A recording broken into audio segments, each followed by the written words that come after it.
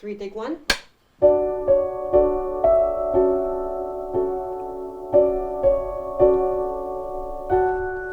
I think Indigenous knowledge has a lot to do with the spiritual understanding of life, of the earth, the way life works, trying to operate within that paradigm.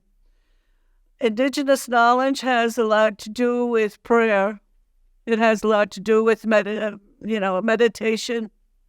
My understanding is that we have two minds. We have our spiritual mind and we have our egoic mind, which is called the brain. And so the way we understand is that the brain is not really our friend. It is the ego. And the ego doesn't like us.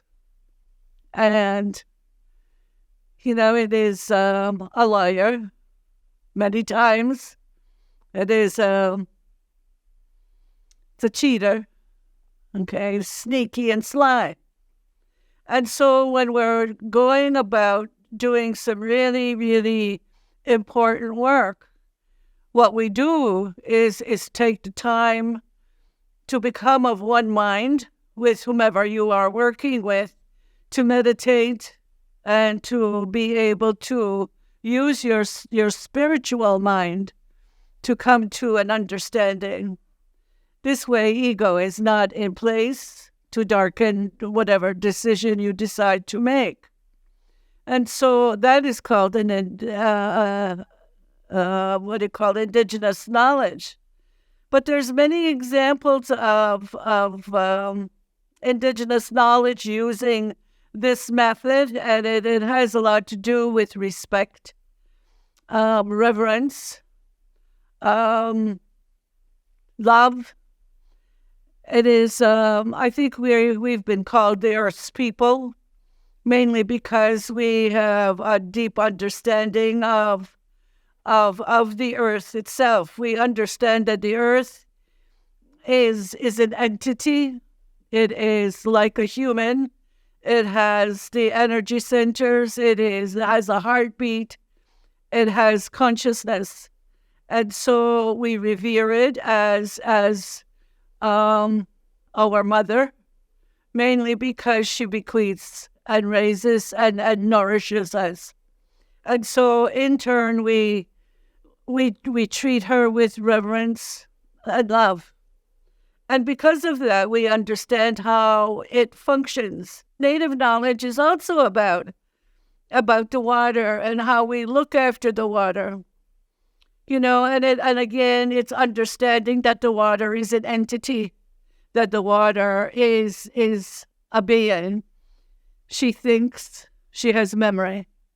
And so we take care of the water because we understand her to be another person.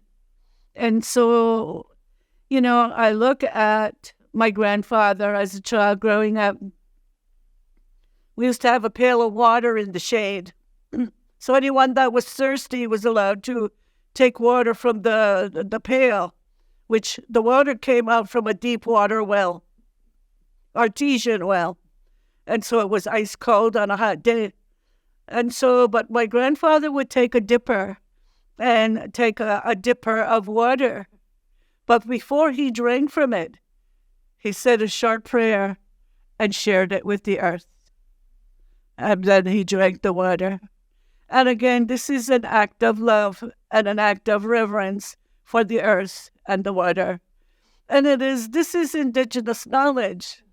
And it is bequeathed to all of us through our mothers in what is called the mitochondrial cell. We understand that the mitochondria is a repository for our language, our culture, our history as a peoples. It has our ethos in that cell.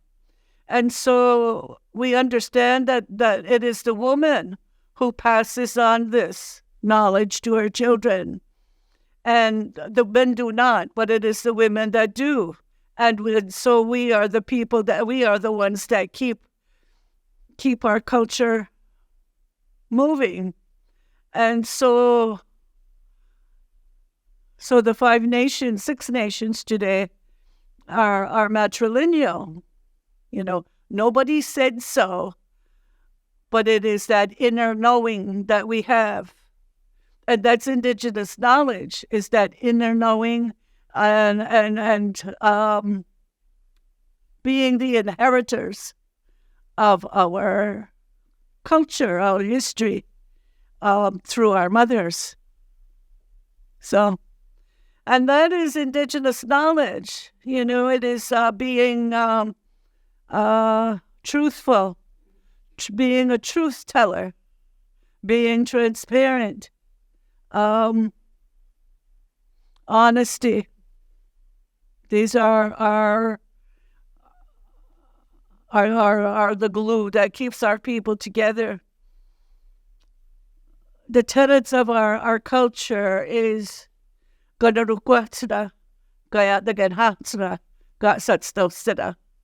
love, sharing, and power equals power.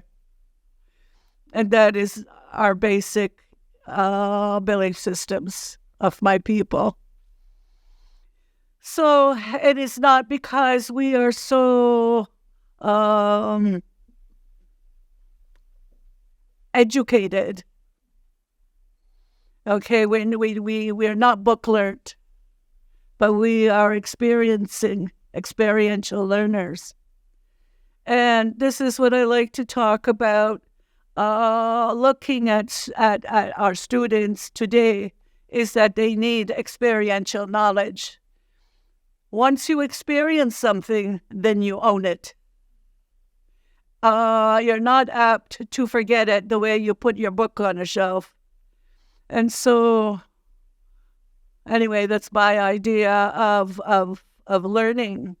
So, and I'm not anti-book learning. It could serve as a jumping off point to bigger and better things. But you have to understand that where book learning is merely a step to wisdom. We had one man at school who took the children out to the woods and gathered medicine, herbal medicine, because he understood medicine. And they all went in there in their rubber boots and whatnot, and picking, and this is the way we learn. It's the way we learn. And I realize inner city school doesn't have a whole lot of herbs in their backyard. So, but still, there's countrysides all over. So there's a lot to learn. And what is missing in society today is earth knowledge. This is why the earth is in the state that it's in. So our schools really, really need to know. I was one of the members of the Combined School Committee in Kahnawake when we developed the Kahnawake Survival School. And what we tried to do at that time is bring animals into our fields so that the children understood animal life, animal husbandry, to take care of animals, because animals are, believe it or not, think and feel. And society today needs to know that and understand that.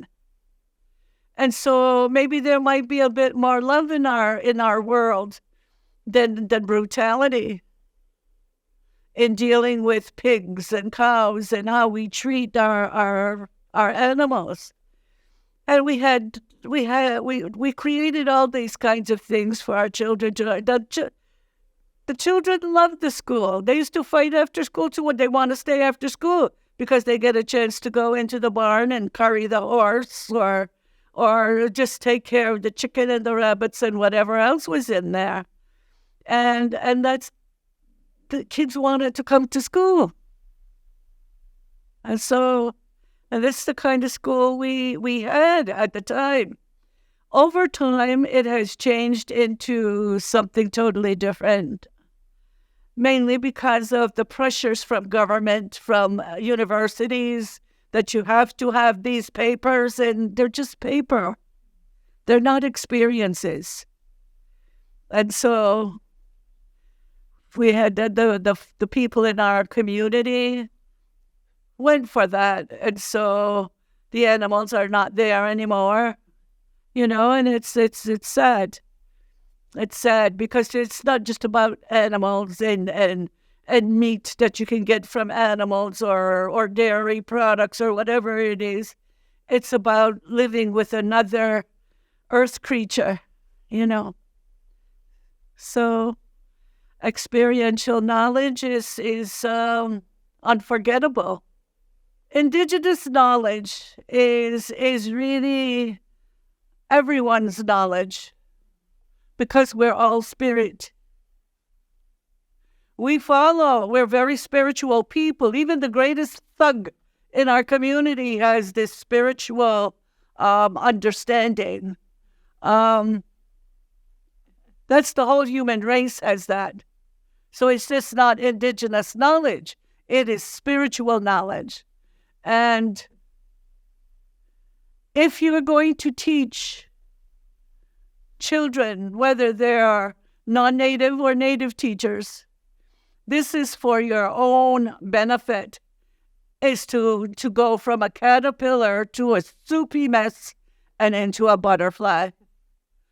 This is what is required of you as a human being in order for you to be able to deal with your students with love and respect and caring for them. So it's not about Indigenous people. It's about the human race. And it's about healing yourself. And it's not just about how you deal with your students. It's about how you deal with your children, the mother of your children, how we deal with each other as human beings. So it's global.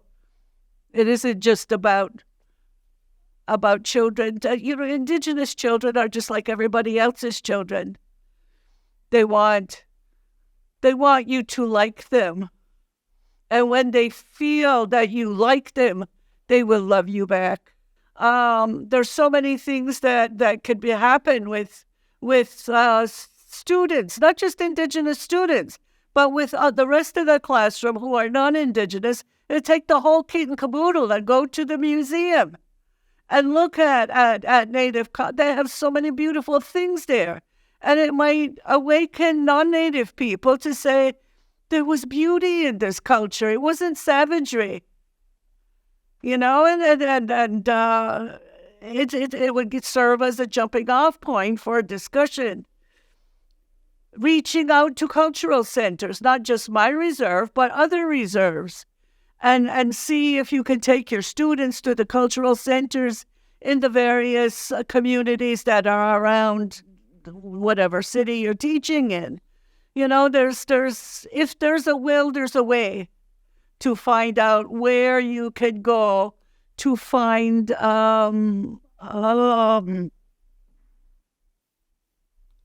people. You can go and look and see. We have websites today. It's not as if you have to travel there. Go on websites and find out what's going on in Native communities, and then get in touch with the community to see if you can participate, and they'll let you know. And so this is, you have to be creative, but more than that, you have to be curious